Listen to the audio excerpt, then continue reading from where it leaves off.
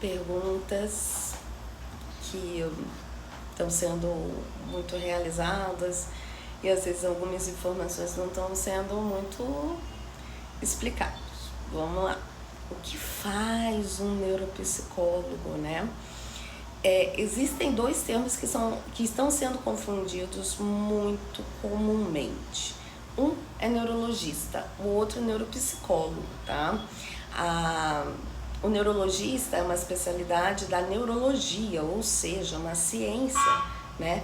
É uma especialidade da medicina. A neuropsicologia é a gente se comunicar, né, com a neurociência, mas falar de termos específicos da psicologia e da neuropsi. Em específico, isso na prática, né, tirando um pouco da parte técnica, o que a neuropsicologia faz? A gente vai falar sobre as funções neuropsicológicas, que são pensamento, atenção, funcionamento cognitivo, emoções, né? E tudo que envolva o funcionamento neuropsicológico de fato, né? Então, é isso que se trata a neuropsicologia, né? Então, as emoções, os comportamentos, tudo é tema da neuropsicologia, por isso que eu coloco tantas coisas diversas aqui. Não é só sobre o nosso amado cérebro, né? Porque até mesmo o bio, o psico, o social é matéria de estudo da psicologia, né? E tudo que envolva ser humano, né? Tudo que envolva comportamento humano, emoção, o ser humano ele está mergulhado.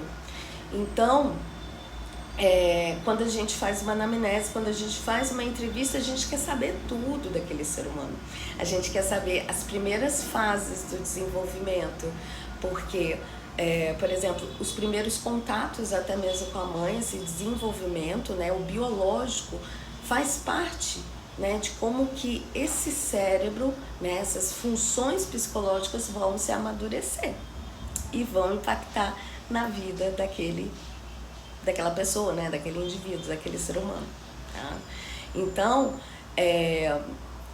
se chora muito, se chora pouco, tudo é sintoma, né, ou tudo é aspecto que a gente começa a analisar para chegar em várias características da neurodiversidade, né, da neurodivergência, e não só simplesmente características, né? Então a gente vai recolhendo os dados, principalmente nas primeiras sessões, para a gente compreender esse ser humano de forma global e de forma científica e técnica, tá? Então o neuropsicólogo ele não é um neurologista, ele não é um médico, ele é um psicólogo com especialidade, que fez uma especialização em neuropsicologia, né? Então o aporte dele, o fundamento técnico dele vai ser na neuropsicologia. Ele vai estudar a neuropsicologia e como aquele indivíduo está executando essas funções neuropsicológicas, né, na vida dele. E tanto que ele tem tanto a parte de reabilitação neuropsicológica, né, que é reabilitar essas funções neuropsicológicas que estão em prejuízo, por exemplo, um idoso que ele está com uma memória debilitada, tem como reabilitar a linguagem. Uma pessoa, aconteceu algum acidente que prejudicou uma parte cerebral e que ela precisa fazer estimulações, né? Dá para fazer uma reabilitação neuropsicológica também em consultório. E tem a parte de avaliação neuropsicológica, né? Então, em que a gente faz um estudo do estado global. Então a gente vai ver as funções cognitivas, as funções neuropsicológicas, né?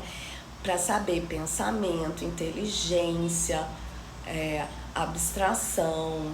A gente vai ver a memória, a atenção, a concentração. A gente vai tentar mensurar ao máximo através de instrumentos técnicos, através de instrumentos científicos. Isso tudo, às vezes eu procuro aqui palavras porque é tanta coisa que a gente faz. Porque de verdade, assim, a gente tem uma rede, né? vamos colocar assim, né? Chamada SatePsi. Eu tenho até um quadrinho aqui, peraí.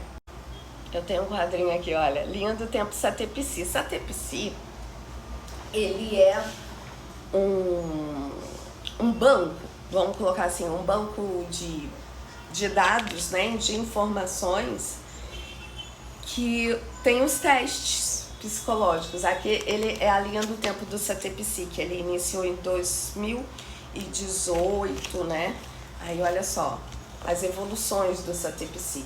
Esse banco, né, que a gente tem, são dos testes aprovados pelo CFP, Conselho Federal de Psicologia.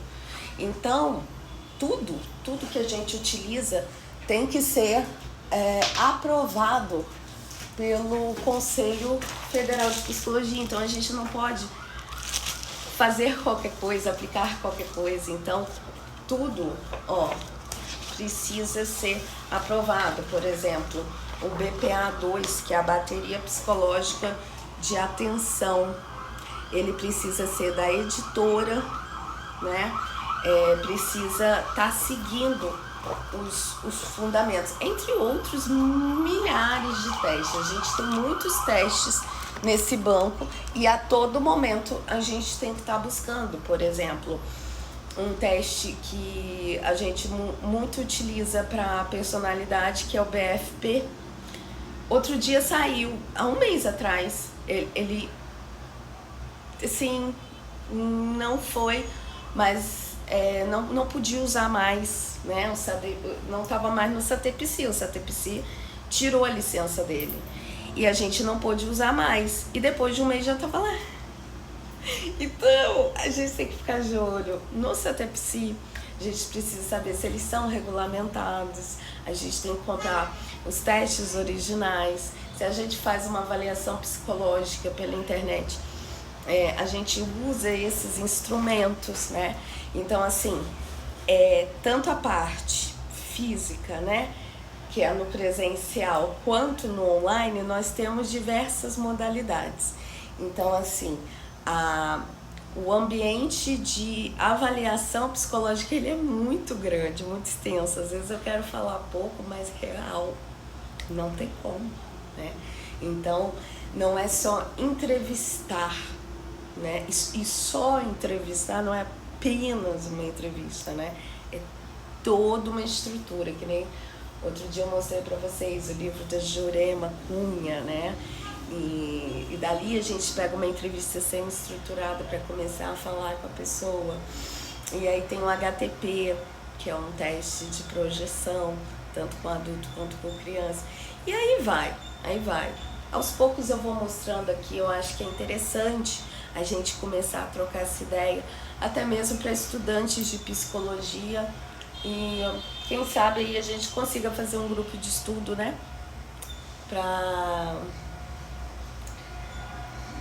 adentrar mais nesse tema. E aí? Gostou?